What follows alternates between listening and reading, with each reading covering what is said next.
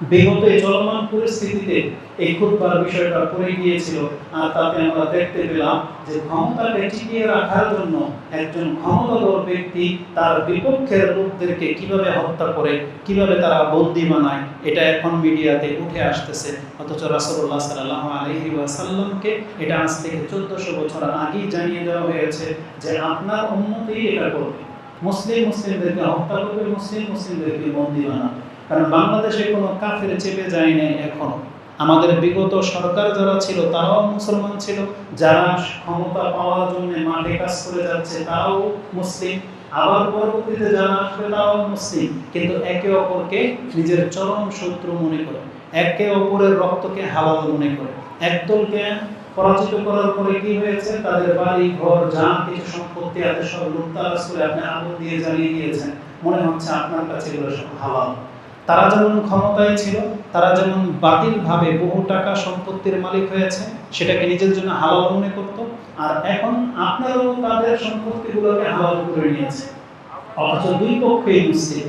আমরা যখন ধর্মীয় দৃষ্টিভঙ্গি থেকে এই কথাগুলো আপনাদেরকে বলি, তখন আবার এক শ্রেণীর মানুষ পেছন দিক থেকে আমাদেরকে চিহ্নিত করতে চায়, আমাদেরকে ক্রস লাগিয়ে দিয়ে বলে এরা হচ্ছে সরকারি দালাল। কিন্তু আপনি এখন তো বোঝেন না, বুঝবেন মরার পর। একটা মুসলিমের সম্পত্তি, একটা মুসলিমের ইজ্জত, একটা মুসলিমের রক্তের মূল্য কত, এটা আপনি মরার পরে না বুঝতে পারবেন। কারণ কোন হাদিসের ধার ধারণা তো আপনি রাস্তাঘাটে যা খুশি তা করতেছেন, আপনি কোনো আলেমের শরণাপন্ন হন না, আপনার শিক্ষককে জিজ্ঞাসা করেন না, আপনি অ্যাকশন নেওয়ার পর তারপরে আপনার হুজুরদের যদি আপনার মতের পক্ষে পান, ওকে সাহসী বক্তা, আর আপনার বিপক্ষে চলে গেলে আপনি খারিজি বক্তা বানিয়ে দেন, সরকারের পাঁচটা গোলাম বানিয়ে দেন। কিন্তু ধর্মের জ্ঞান আপনার কাছে। আপনাদের উদাহরণ হচ্ছে ওই রকম, মেয়ে নিয়ে পালিয়ে বিয়ে করে ফেলেছেন, তখন মাসলা জানার প্রয়োজন হয় না যে জায়েজ না না জায়েজ।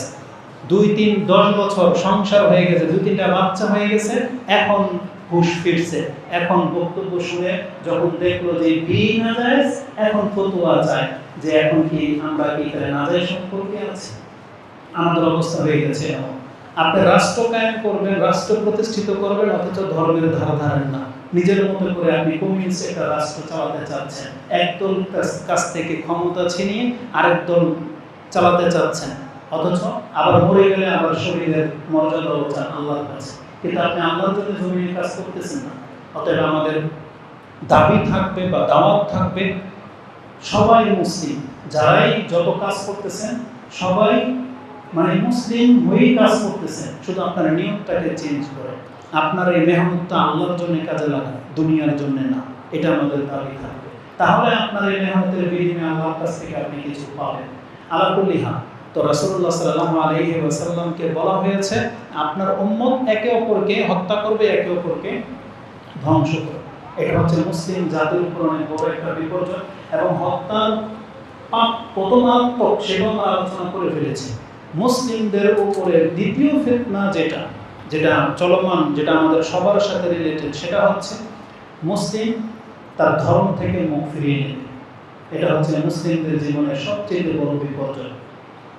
মুসলিম তার ধর্ম থেকে মুখ ফিরাবে, উল্টা পথে হাঁটবে, আর আপনি ভাববেন না যে এটা শুরু হয়ে যায়নি, বরং পৃথিবীতে 90% মুসলিম আপনারা ধর্মের উল্টা পথে হাঁটতেছে। আজকে যারা হয়তো আপনারা গুটি কয়েকটা মানুষ মসজিদে নামাজ পড়তে আসছেন, আপনি বাংলাদেশের সংখ্যা অনুযায়ী পরিসংখ্যান গণেন তো কতজন মানুষ মসজিদে আসছেন। পুরো বাংলার জমিনে যতগুলো মসজিদ আছে সমস্ত মসজিদের মুসল্লিদেরকে আপনি কানেক্ট করেন, যোগ করেন, আর কত মানুষ নামাজ পড়ে না, আপনি দেখতে পাবেন যে 90% মুসলিম আর ধর্ম থেকে মুখ ফিরিয়ে নিয়েছে। তো এটা হচ্ছে মুসলিমদের জীবনের সবচেয়ে বড় বিপর্যয়। আপনার জীবনের এমন কত সাইড থেকে আমি আপনাকে দেখাবো, পোশাক থেকে নিয়ে শুরু করে খাদ্য অভ্যাস, ঘুমের অভ্যাস, বিয়ে শাদী, লেনদেন, আচার আচরণ, যতগুলো দিক আছে আপনি দেখতে পাবেন অধিকাংশ ক্ষেত্রে আপনি ইসলামের ধারা ধারেন না। তাহলে মুসলিমরা ধর্ম থেকে মুখ ফিরিয়ে নিয়েছে। এটা একটা মুসলিমের জীবনের সবচেয়ে বড় বিপর্যয়। আর এই বিপর্যয় একেবারে অধঃপতনে কখন যাবে? যখন নিজের ধর্ম বাদ দিয়ে বিজাতির অনুকরণ আপনি করবেন, তখন নিজের অধঃপতনটা একবারে চোখের সামনে দেখতে পাবেন। আর রাসূলুল্লাহ সাল্লাল্লাহু আলাইহি ওয়াসাল্লাম এটাই বলেছেন, কিয়ামতের পূর্বে আমার উম্মতের একটা বড় অংশ ইহুদি নাসারাদের অনুসারী হয়ে যাবে, তাদের রীতিনীতিতে ফিরে যাবে। রাসূলুল্লাহ সাল্লাল্লাহু আলাইহি ওয়াসাল্লাম তো অবাক হয়ে সাহাবায়ে কেরামরা জিজ্ঞাসা করেছিল যে ইয়াহুদ ওয়ান নাসারা ইয়া রাসূলুল্লাহ, আমরা ইহুদি নাসারাদের অনুসরণ করব? রাসূল বলেন ফামান, তাহলে আর হয়তো কার? তার মানে অধিকাংশ মুসলিমদের দেখবেন চিন্তাধারা, থিওরি, তারপরে জীবনযাত্রার মান সব তারা ইহুদি নাসারাদের মতো চায়। গ্রামগঞ্জে হয়তো অনেক কিছু ফুটে ওঠে না, কিন্তু আপনি পয়সাওয়ালা শহরগুলোতে আপনি দেখেন যেখানে মানুষ ফ্রিডমের নামে এমন পোশাক পরে, এমন আচরণ করে, এমন ভাবে জীবনযাপন পার করতেছে, আপনি তাকে মুসলিম বলতে লজ্জা বোধ করবেন। তো মুসলিমদের এতটা অধঃপতন নেমে যাবে। তো এটা হবে আজকের খুতবার দ্বিতীয় অংশ, যে মুসলিমরা তার ধর্ম থেকে মুখ ফিরাবে। কোরআনে আল্লাহ সুবহানাহু ওয়া তাআলা এই মর্মে বেশ কিছু কথা উল্লেখ করেছেন, এবং আল্লাহ সুবহানাহু ওয়া তাআলা তিনি তো সবকিছুই জানেন। তাই 1400 বছর আগেই রাসূলুল্লাহ সাল্লাল্লাহু আলাইহি ওয়াসাল্লাম জীবদ্দশা থাকতেই এই আয়াত নাযিল করে দিয়েছেন, এবং মুসলিমদের কাছ থেকে একটা অঙ্গীকার নিয়েছিলেন যে আয়াতটা রাসূলুল্লাহ সাল্লাল্লাহু আলাইহি ওয়াসাল্লামের ইন্তেকালের দিন আবু বকর রাদিয়াল্লাহু তাআলা আনহুর মাধ্যমে আল্লাহ আরেকবার আমাদেরকে স্মরণ করিয়ে দিয়েছিলেন। সেই আয়াতটা কি ছিল? সূরা আলে ইমরান 3 নম্বর সূরা 144 নম্বর আয়াতে আল্লাহ সুবহানাহু ওয়া তাআলা আমাদেরকে জানিয়েছেন যে ওমা মুহাম্মাদুন ইল্লা রাসূলুন ক্বাদ খালাত মিন ক্বাবলিহি রাসূল আফা ইম্মাতা আও কুতিলা ইনকালাবতুম আলা আকাবিকুম ওয়া মান ইয়ানকালিবু আলা আকিবাইহি ফালা ইয়াদুরুল্লাহা শাইআ। এই আয়াতের মধ্যে তিনটা টুকরা, তার মধ্যে একটা হলো আল্লাহ সুবহানাহু ওয়া তাআলা যে নবীর মাধ্যমে আমাদেরকে আল্লাহর পথ দেখালেন। আল্লাহ ভালো করেই জানতেন যে মুহাম্মদ চিরস্থায়ীভাবে পৃথিবীতে থাকার জন্য আসেন। মুহাম্মদ সাল্লাল্লাহু আলাইহি ওয়াসাল্লামের কাজ হলো এই গোমরা জাতিটাকে আল্লাহর পথ দেখিয়ে দিয়ে তার দায়িত্ব শেষ হয়ে যাওয়া। যখন আল্লাহ তার মাধ্যমে সেই কাজটা পূর্ণতা দান করলেন, তখন আল্লাহ সুবহানাহু ওয়া তাআলা এই আয়াত নাযিল করে দিয়ে আমাদেরকে সতর্ক সাবধান করলেন। আচ্ছা, কি মনে করো, এই যে যাকে তোমরা নবী হিসেবে পেলে, তিনি যদি না থাকে তোমাদের মাঝে, তাকে কেউ হত্যাই করে দেয় বা তিনি মরে যাক, তোমরা কি তোমাদের ধর্ম থেকে মুখ ফিরিয়ে নেবে?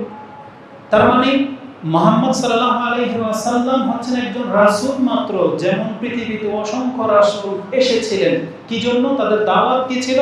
যে ইন্নাল্লাহা রাব্বি ওয়া রাব্বুকুম ফা'বুদুহু, এই কথাটাকে শুধু বাস্তবায়ন করার জন্য, যে আল্লাহ হচ্ছেন আমার এবং তোমাদের রব, তার ইবাদত করো, এই আল্লাহর ইবাদত করো, এই কথাটাকে শুধু জাতির মগজের মধ্যে সজাগ করিয়ে দেওয়া, এটা ছিল রাসূলদের কাজ। রাসূলদের সেই মেসেজ আমাদের পর্যন্ত পৌঁছে দেওয়া হয়েছে। এখন আল্লাহ সুবহানাহু ওয়া তাআলা বলতেছেন, এই মুহাম্মদ যদি না থাকে, তার মানে তোমরা কি ইবাদত বন্দেগী সব ছেড়ে দেবে, আবার তোমাদের পিতৃপুরুষ বা পূর্বের অবস্থা যেমন ছিল তোমাদের ওই দিকে ফিরে যাবে?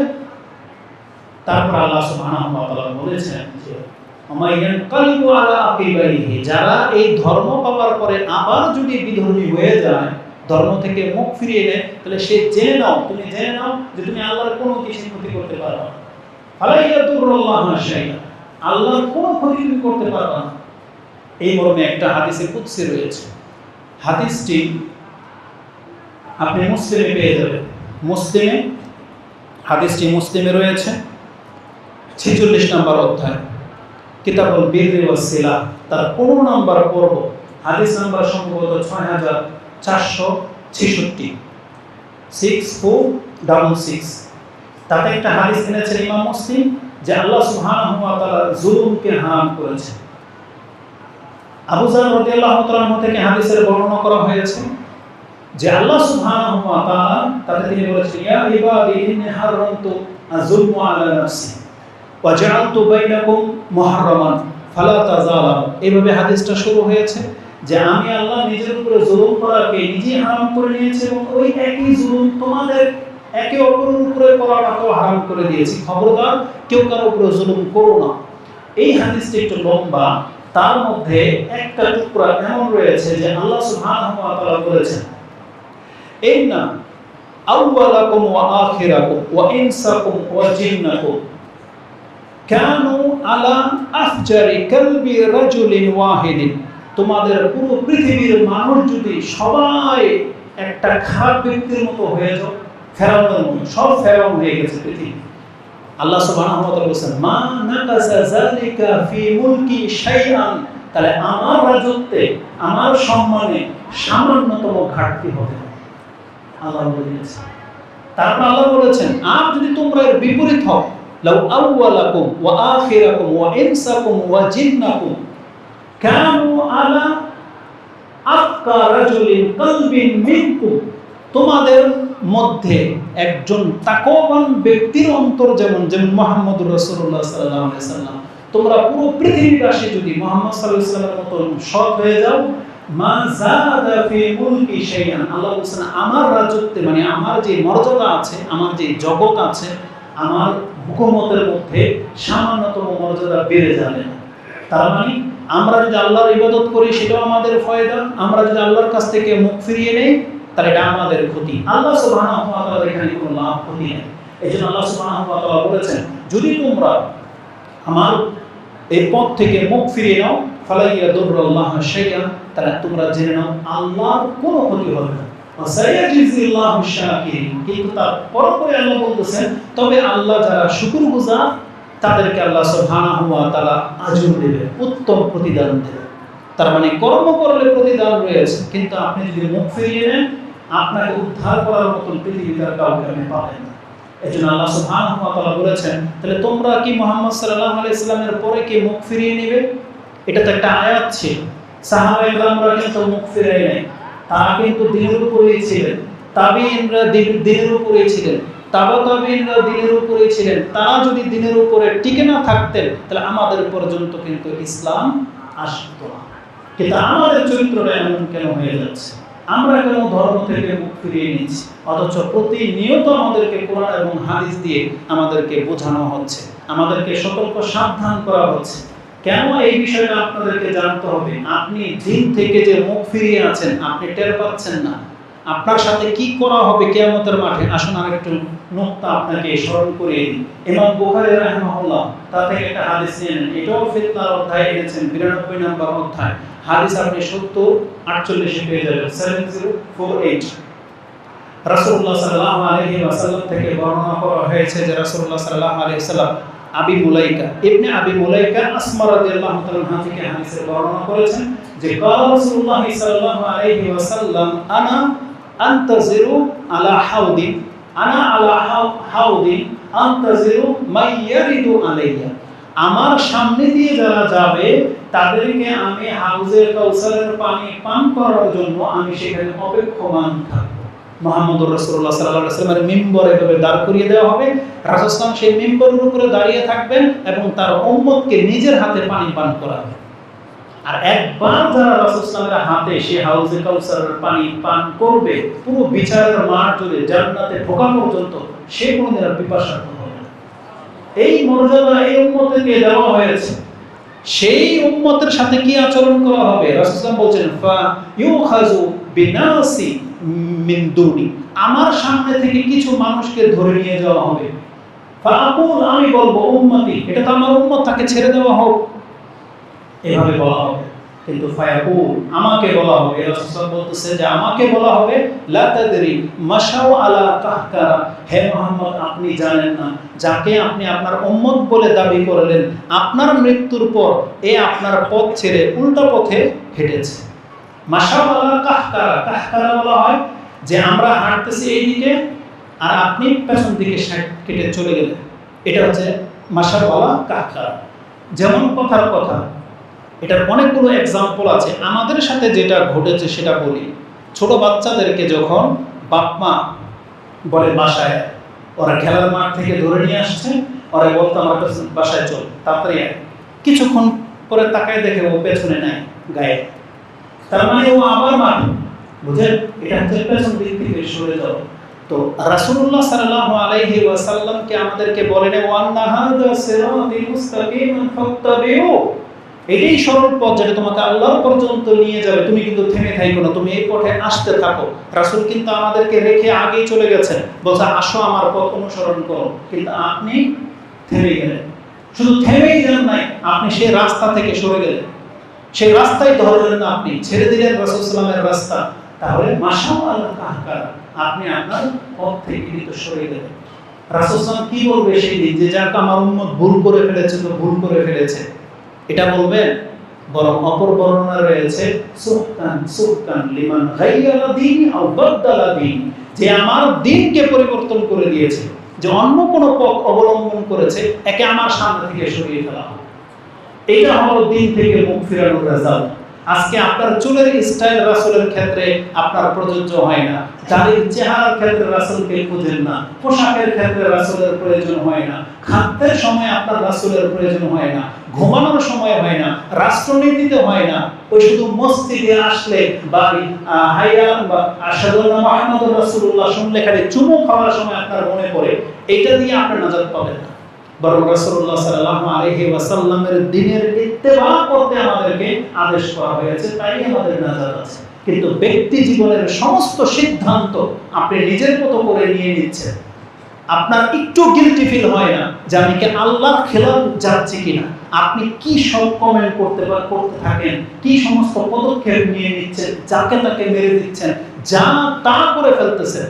আলেমদেরকে আপনি চেহারার মূল্যায়নও করেন না। এমনও আমাদেরকে শুনতে হয়েছে যে বাংলাদেশের আলেমরা নাকি রাষ্ট্র চালানোর ক্ষমতাই রাখে না, যে এরা নাকি শুধু মাদ্রাসা চালাইতে পারে। এমনও মন্তব্য করা হয়েছে যে যাদেরকে বলেন যে রাষ্ট্র চালাইতে দেবে, এরা মাদ্রাসা চালাইতে পারবে, রাষ্ট্র চালানোটা কি এত সহজ? কি মনে করেন? তার মানে এরা বুঝাতে চাচ্ছে রাষ্ট্র চালাবে সব চোর বাটপার, এটা আলেমদের কাজ না। এটা হলো আমাদের জাতির কত অধপতন নামলে তার আলেম, তার শিক্ষক সম্পর্কে এমন মন্তব্য সে করতে পারে, তার এই জাতি কল্যাণ কিভাবে পাবে? তো কথা হচ্ছে যে সমস্ত সিদ্ধান্ত নিয়ে নিচ্ছেন, অথচ আপনি জানেন যে আপনি একজন মুসলিম, আর মুসলিমদের লিডার ছাড়া মুসলিম এক কদম আগে বাড়তে পারবে না। কিন্তু আমাদের কোনো লিডার নেই, আমাদের কোনো শিক্ষক নেই। আপনি শুধু ওই নামাজের মাসলা মাসালার ক্ষেত্রে শুধু হুজুরদের কাছে আপনি ধর্ণা ধরেন, তাও না পারতে, কিন্তু আপনার ব্যক্তির সমস্ত সিদ্ধান্তের ক্ষেত্রে আপনি আলেমের শরণাপন্ন হচ্ছেন না। আপনি ভাববেন না যে আপনি সঠিক পথে আছেন, আপনি ভুল পথে আছেন জেনে। তাহলে আপনি ধর্ম থেকে পেছনের দিকে সরে যাচ্ছেন, এটা এই উম্মতের উপরে অনেক বড় একটা লাঞ্ছনা। ইমাম বুখারী রাহিমাহুল্লাহ তিনি তার ফিতনার অধ্যায়ে এই হাদিস এনেছেন যে মুসলিমরা তার দ্বীনের নবীর দ্বীনের থেকে মুখ ফিরিয়ে অন্য পথে হাঁটলে রেজাল্ট কিন্তু খুব খারাপ। দুনিয়া আপনার ধ্বংস দেখেন না, আমরা সবাই লাঞ্ছিত, ভালো মানুষ সবাই চাচ্ছি ভালোকে ক্ষমতায় আসুক, কিন্তু আমরা নিজেরা কেউ ভালোকে দিচ্ছি না। বলেন যে আমাদেরকে বলে কি করে নেন, মানে ক্ষমতা খাটাই নেন, এখন কোত্থেকে আসছে, আমাদেরকে বলে এখন কোত্থেকে আসছে, বুঝেন কথা? তো তার মানে আপনারা ক্ষমতা দখল করছেন, যেন ক্ষমতা আপনাদেরকে মুবারক হোক, দেখি এই জাতির জন্য কি করেন আপনারা। আর জবাবটা হবে কিয়ামতের মাঠে, আল্লাহর জন্য আপনি কি করলেন ওটা হচ্ছে দেখার বিষয়। মুসলিম হিসেবে আপনার কতটুকু দায় দায়িত্ব ছিল এবং কতটুকু দায় দায়িত্ব আপনারা পালন করতেছেন, প্রত্যেকে কিন্তু জবাব রেডি করে রাখেন, প্রত্যেকে। কারণ আমরা সবসময় বরাবরই বলতেছি আল্লাহর পক্ষ হয়ে কথা বলি, দিনের দিকে আপনাদেরকে ডাকি, দিন দায়িত্বটাকেই আপনাদেরকে গ্রহণ করতে বলি, কিন্তু আপনারা কর্ণপাত করেন না। আমাদের দায়িত্ব শেষ, আমাদের কাজ শুধু আপনাদেরকে বলা, কারণ আপনাদের উপরে জবরদস্তি করার ক্ষেত্রে আমাদেরকে আল্লাহ পাঠায়নি। লাস্তা আলাইহিম মুসাইতির, আল্লাহ বলেছেন যে আপনাকে আমি লাঠি চার্জ করার জন্য পাঠাইনি, আপনার কাজ হচ্ছে শুধু বলা। তো রাসূলুল্লাহ সাল্লাল্লাহু আলাইহি ওয়াসাল্লাম থেকে আমরা ওই ক্ষমতা পাইনি যে আপনাদেরকে হাঁকিয়ে আল্লাহর দ্বীনের দিকে ধাবিত করা। এটা যার যার ব্যক্তিগত অপিনিয়ন। আমাদের কাজ হচ্ছে কোরআন সুন্নাহর কথাগুলো শুধু আপনাদের কাছে পৌঁছে দেওয়া, আর অন্তর থেকে গ্রহণ করা না করে এটা আপনাদের কাজ। অতএব যতদিন পর্যন্ত আপনি কোরআন সুন্নাহকে গ্রহণ না করবেন, আপনি ভালো কিছু আশা করতে পারেন না। তো আল্লাহ সুবহানাহু ওয়া তাআলা আমাদেরকে জানিয়ে দিয়েছেন যে যেই ব্যক্তি দিন থেকে মুখ ফেরাবে সে শুধু নিজেরই ক্ষতি করতেছে, সে আল্লাহর কোনো ক্ষতি করতেছে না। দিন থেকে পেছন দিক থেকে সরে যাওয়া, এই কথাটা কত মারাত্মক। এই হাদিসের বর্ণনাকারী যিনি ইবনে আবি মুলাইকা, যখনই শুনেছিলেন যে মুসলিমরা তারা দিন থেকে মুখ ফেরাবে, সাথে সাথে তিনি আল্লাহর কাছে আশ্রয় চেয়েছিলেন। তিনি বলছেন আল্লাহুম্মা ইন্না নাউযু বিকা আন নারজি আলা আকাবিনা আও নুফতিনা ফি দীনিনা। তিনি বলেছিলেন, আল্লাহ আমরা তোমার কাছে আশ্রয় চাচ্ছি এই দিন থেকে মুখ ফিরানো থেকে, অথবা এই দিনের ক্ষেত্রে ফিতনায় পড়া থেকে। এটা প্রত্যেকটা মুসলিমের এখানে থাকতে হবে, ভাবতে হবে। কিন্তু আপনি নামাজ পড়েন না, আপনার কোনো অপরাধ বোধ হয় না। আপনার টাকটার নিচে প্যান্ট, আপনার কোনো অপরাধ বোধ হচ্ছে না। আপনি হারাম খেয়ে নিচ্ছেন, শরীরের একটা পশমও দাঁড়ায়। তার মানে কি? আপনার আত্মা মরে যাচ্ছে। এটা আপনি কেন বুঝেন না? মুসলিম হিসেবে আপনার আত্মাটাকে জাগাতে হবে, কারণ এই মরা আত্মা নিয়ে কিন্তু শাস্তি পাওয়া ছাড়া কিন্তু কোনো উপায় থাকবে না। এই জন্য আত্মাটাকে জাগাইতে হবে, পরিশুদ্ধ করতে হবে। আল্লাহ সুবহানাহু ওয়া তাআলা পবিত্র রাখতে বলেছেন, এই দেহটাকেও আত্মাটাকে। এই জন্য আমাদেরকে সেই দিকে ফিরে আসতে হবে। তো কথা হচ্ছে যে মুসলিমদের উপরে অনেক বড় একটা ফিতনা হলো মুসলিমরা তারা ধর্ম থেকে মুখ ফিরাবে। আমাদের মুসলিম ভাইদেরকে আমরা বলতে চাচ্ছি, এই ধরনের প্রতিষ্ঠানগুলোর, এই মসজিদগুলোর একটাই আপ্রাণ চেষ্টা যে মানুষকে, মুসলিমকে কিভাবে দিনের উপরে টিকিয়ে রাখা যায়। এই ফিতনার সময় যত বেশি সম্ভব মসজিদমুখী হওয়া উচিত। কোরআন সুন্নাহ নিয়ে কিছুটা সময় আপনি কাটানো উচিত। আমরা একবারে হলফ করে বলতে পারি, এই চলমান পরিস্থিতিকে নিয়ে এই 20 দিন 15 দিন 20 দিন আপনি বলতে পারবেন না যত মেসেজ, কোথায় কোন খুন হয়েছে, কোথায় কোন ছাত্র অ্যাটাক করেছে বা কি করেছে, কাকে ধরেছে, যত খবর আপনি 20 দিনে দেখেছেন। আপনি বলতে পারবেন না যে কোরআনটা খুলে আপনি এক পাতা পৃষ্ঠা কোরআন পড়েছেন, এটার কেউ রেকর্ড আমার মনে হয় আপনি রেখে দেবেন। যত বেশি ব্যস্ত আপনি এই সমস্ত খবরের মধ্যে ছিলেন, বরং এই সময় আল্লাহকে একটু বেশি ডেকেছেন, এরকম পাওয়া মুসলিমদের নজিরবিহীন হয়ে যাবে মনে হচ্ছে।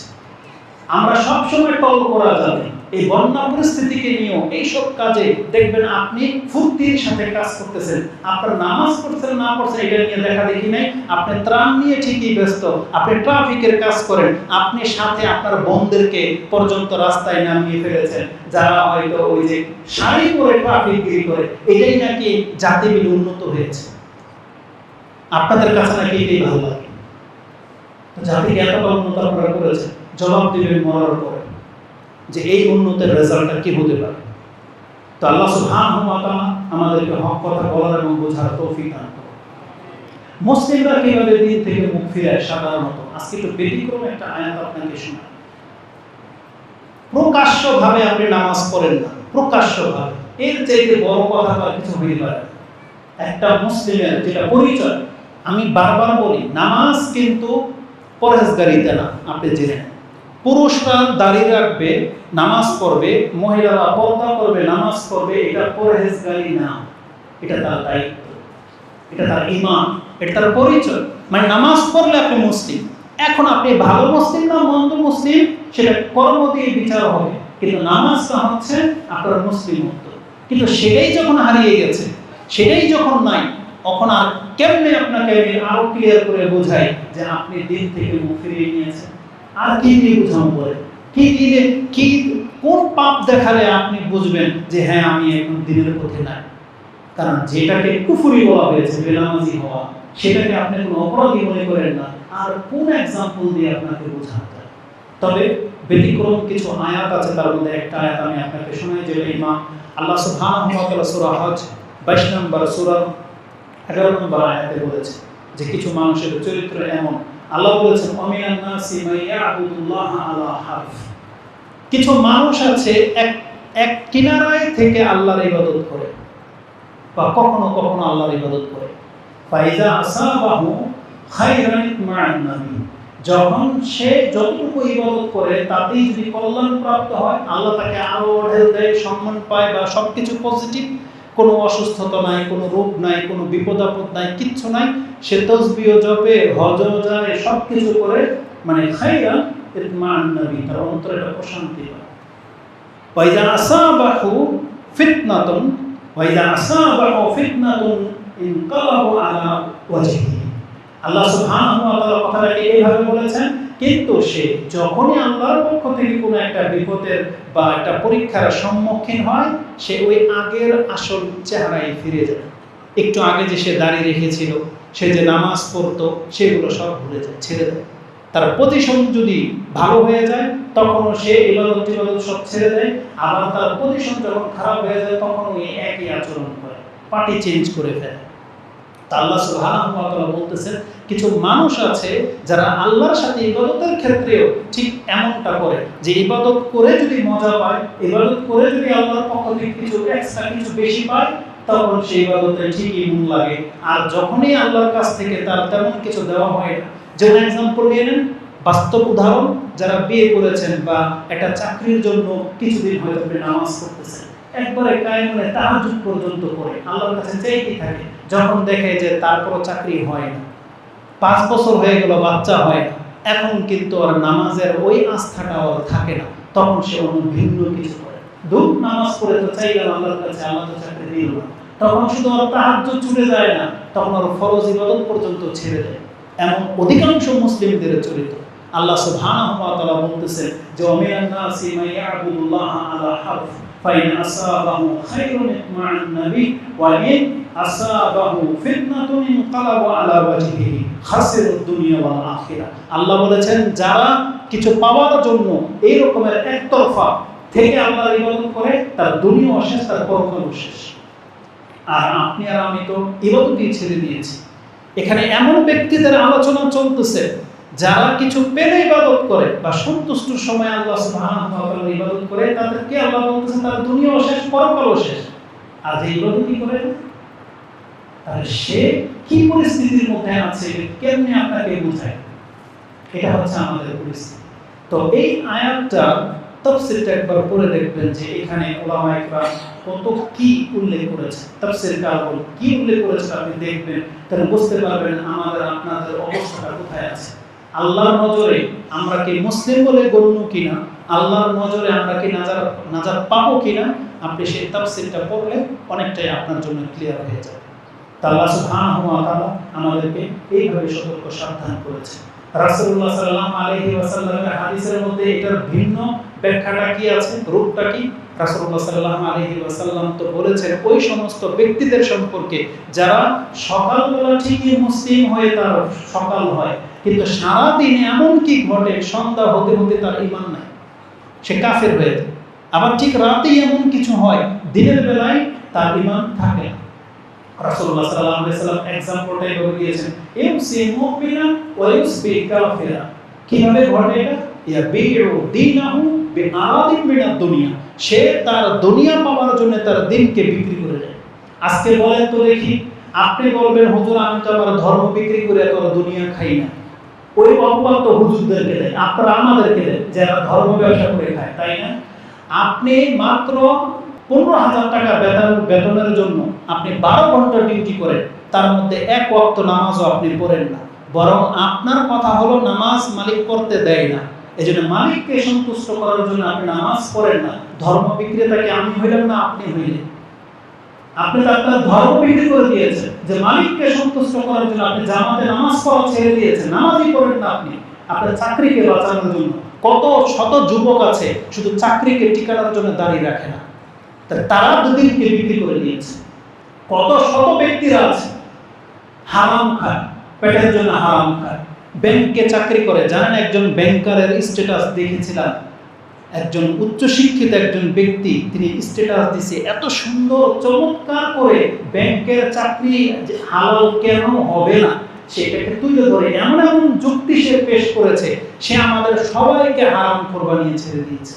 জানেন যে আমাদের রাষ্ট্র যেহেতু সুদী ব্যাংকের সাথে লেনদেন করে, তাহলে রাষ্ট্রের যত কাজ আছে সবই তো আমরা ভোগ করতেছি, তাহলে আমরা তো হারাম করব, বুঝেন? তার মানে সে ব্যাংকে চাকরি করাটাকে হালাল করে নিতে চায়। এইভাবে উদাহরণটা হলো এরকম, যেমন ওই যে এই বাড়ির মালিক মুরগি পালে, এই মুরগি পায়খানা খায়, এখন আমাদেরকে দাওয়াত দিয়েছে, সেই মুরগি জব করে খাইয়েছে, তার মানে আমরা সব পায়খানা করব, বুঝেন? একজন মানুষ তার হারাম ইনকামটাকে সে হালাল করার জন্য এইভাবে সে যুক্তি পেশ করে। রাসূলুল্লাহ এই কথাটাই বলেছেন, ইয়াবিউ দীনাহু আরাদান মিনাদ দুনিয়া। সে দুনিয়া হাসিল করার জন্য তার দিনকে সে বিক্রি করে দেয়। এটা হচ্ছে আমাদের মুসলিমদের চরিত্র। অধিকাংশদের কথা বলতেছি, আপনারা যারা মসজিদে আসেন আপনাদেরকে উদ্দেশ্য করে আমরা ওই সমস্ত মুসলিম ভাইদেরকে এই মেসেজ প্রচার করতে চাচ্ছি যে দেখেন আমরা কিন্তু বিভিন্নভাবে ধর্ম থেকে কিন্তু মুখ ফিরিয়ে নিচ্ছি। আল্লাহ সুবহানাহু ওয়া তাআলা কিন্তু আমাদেরকে ছাড়বে ধর্ম থেকে বা আল্লাহ থেকে মুখ ফিরানোর আরেকটা রাস্তা, আরেকটা দিক আমি আপনাদেরকে বলি। আল্লাহ সুবহানাহু ওয়া তাআলা বলেছেন, ওয়া ইযা মাসাল ইনসানা দুররুন দাআ রাব্বাহু মুনীবান ইলাইহি। মানুষের চরিত্র হলো যখন সে বিপদে পড়ে তখন তার রবকে একেবারে কায়ে মনে ডাকে, অন্তর থেকে ডাকে, অন্তর থেকে ডাকে। সুম্মা ইযা খাওয়ালাহু নি'মাতাম মিন্না নাসিয়া মা কানা ইয়াদউ মিন ক্বাবল ইয়াদউ ইলাইহি মিন ক্বাবল। আর যখনই আমি আমার পক্ষ থেকে তাকে সম্মানিত করি, তার বিপদকে দূর করে দিই, এই ব্যক্তি ভুলেই যায় যে সে একদিন বিপদে পড়েছিল, আবার বিপদে পড়ে আল্লাহকেও ডেকেছিল। এই পুরো বিষয়টাকে সে ভুলে যায়, পুরো বিষয়টাকে ভুলে যায়। আজকে আমাদের অধিকাংশ মানুষের এই যে এক সপ্তাহ যে আমি অসুস্থ ছিলাম, জ্বর ছিলাম, যে আমার কাছে শুধু এতটাই ফিল হয়েছে যে মানুষ কত অসহায়। কালকে থেকে একটু ফিল হচ্ছে, মনে হচ্ছে শরীরে শক্তি চলে আসতেছে, আবার নিজেকে স্বয়ংসম্পূর্ণ বলে মনে হচ্ছে। অথচ কি এই 4-5 দিন ইমানের অবস্থাটা যেমন ছিল, যদি কিয়ামত পর্যন্ত এইভাবে থেকে যেত, তা আমাদের হয় না। আজকে আমাদের অধিকাংশ মুসলিমদের অবস্থা হচ্ছে এরকম, শুধু বিপদে পড়লেই সে আল্লাহকে ডাকে, আর যেমনি আল্লাহ সুবহানাহু ওয়া তাআলা তার বিপদকে দূর করে দেয়, তখন সে ভুলেই যায় যে সেও বিপদে পড়েছিল, আবার বিপদে পড়ে আল্লাহকেও ডেকেছিল। এটা সে একেবারেই ভুলে যায়। আল্লাহ সুবহানাহু ওয়া তাআলা বলতেছেন, ওয়াজালা লিল্লাহি আনদাদা, এটা একটা অংশ। তো এই আয়াতটা আপনি সূরা জুমারের 38 নম্বর আয়াতে, সূরা জুমারের 8 নম্বর আয়াতে পেয়ে যাবেন। ঠিক সূরা জুমারের আরেকটা আয়াত আল্লাহ সুবহানাহু ওয়া তাআলা এইভাবে উল্লেখ করেছেন, এই যে আপনার জীবনে যে একটা খারাপ অবস্থা আসে, আবার আল্লাহ যে আপনাকে ভালো করে দেন, এটা যে একটা ফিতনা, এটার মাধ্যমে যে আল্লাহ আপনার ঈমানকে পরীক্ষা করে থাকেন, আল্লাহ এটাকে ফিতনা বলেছেন। যে আয়াতটা আপনি 49 এ পেয়ে যাবেন। আল্লাহ বলেছেন, ফাইজা মাসাল ইনসানা দুররুন দাআনা সুম্মা ইযা খাওয়ালনাহু নি'মাতাম মিন্না ক্বালা ইন্নামা উতীতুহু আলা ইলম। মানুষের চরিত্র হচ্ছে এটা। মানুষকে যখন আল্লাহ বিপদ আপদ চড়ায় উতরায় পার করে যখন একটা ভালো স্টেজে পৌঁছে দেন, তখন কি বলে সে? উতীতুহু আলা ইলম, সে বলে এটা আমি আমার যোগ্যতার বলে পেয়েছি। অথচ একটু আগে সে আল্লাহকে অনেক ডেকেছিল, এখন সে বলে যে এটা আমার যোগ্যতার ভিত্তিতে পেয়েছি। বরং আল্লাহ সুবহানাহু ওয়া তাআলা বলেছেন, বাল হিয়া ফিতনাতুন, বরং এটা তাকে পরীক্ষা করা হয়েছে আল্লাহ সুবহানাহু ওয়া তাআলার পক্ষ থেকে। কিন্তু অধিকাংশ মানুষ সেটা জানে না। এই কথাগুলো বললাম রূপক অর্থে, কিন্তু আফসোস লাগে এই যে বন্যা পরিস্থিতিতে গেল, যে এমন একটা ভিডিও ক্লিপ দেখেছি, মানুষ বিপদে পড়লে আল্লাহকে ডাকবে কি, বরং ওই বিপদের সময় মানুষ আল্লাহকে ডাকে নাই, এমন হাজারো ঘর ছিল, হাজারো পরিবার ছিল।